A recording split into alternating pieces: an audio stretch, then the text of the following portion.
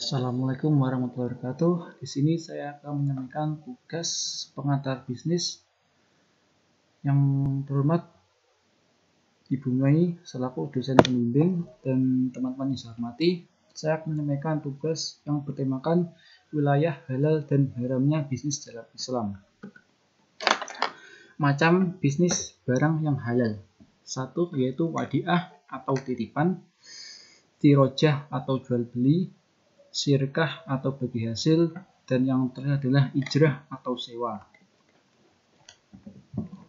Mengenai hal-hal yang haram dilakukan dalam bisnis ataupun bermuamalah telah jelas ada dalam Al-Quran di dalam surat An-Nisa ayat 29. Allah berfirman yang artinya, Hai orang-orang yang beriman, janganlah kamu saling memakan harta sesamamu dengan jalan yang batil kecuali dengan jalan perdagangan yang berlaku dengan suka sama suka di antara kamu. Mekanisme suka sama suka adalah panduan dan garis Al-Quran dalam melakukan kontrol terhadap perniagaan yang dilakukan. Yang kedua, dalam hadis Rasulullah juga menjelaskan hal-hal yang haram dilakukan dalam bisnis. Yang pertama yaitu Nabi melarang jual beli anak kambing yang masih dalam kandungan induknya. Hadis riwayat Bukhari, Muslim, An-Nisa'i, dan Tirmizi. Yang kedua, Nabi melarang jual beli ikan dalam air. Hadis riwayat Ahmad. Yang ketiga, Nabi melarang adanya dua jenis transaksi dalam satu akad. Yang keempat, janganlah kamu menjual sesuatu yang tidak dimiliki. Yang kelima, Nabi melarang jual beli barang yang belum ditransaksikan. Dan yang terakhir yaitu Nabi melarang jual beli yang mengandung unsur tipu daya. Hadis riwayat Muslim dan Ahmad. Beberapa hal yang haram dilakukan dalam aktivitas bisnis dapat dirincikan sebagai berikut. Pembuatan dan penjualan barang-barang haram. Jual beli barang yang zatnya haram, najis, tidak boleh diperjualbelikan. Kedua, jual beli yang belum jelas. Sesuatu yang bersifat spekulasi atau samar-samar haram untuk diperjualbelikan. Yang ketiga, jual beli bersyarat.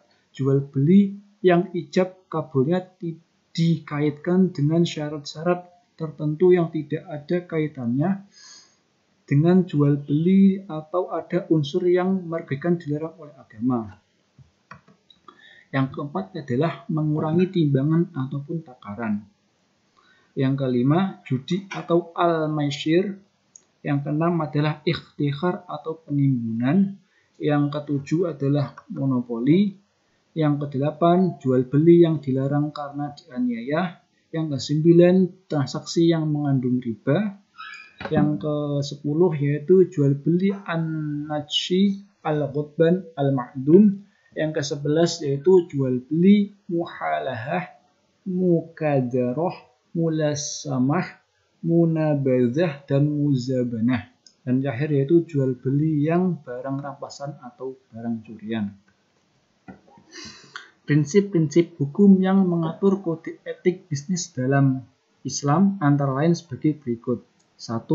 Memenuhi tujuan syariah Islam sebagai pemelihara agama seseorang, dirinya, anaknya, dan jiwa ataupun hartanya.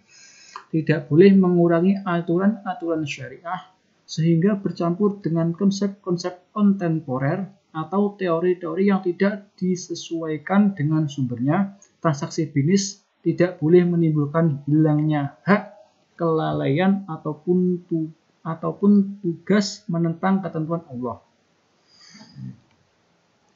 Yang ketiga yaitu semua kesepakatan dan transaksi bisnis kecuali dilarang dalam teks Al-Quran dan Sunnah diperbolehkan selama membawa kemaslahatan.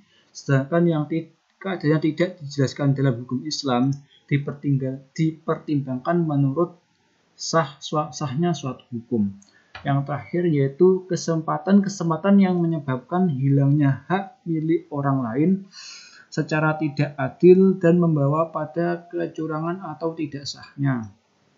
Itulah wilayah halal dan haramnya bisnis dalam Islam. Sekian dari saya, jika ada kekurangan saya mohon maaf. Assalamualaikum warahmatullahi wabarakatuh.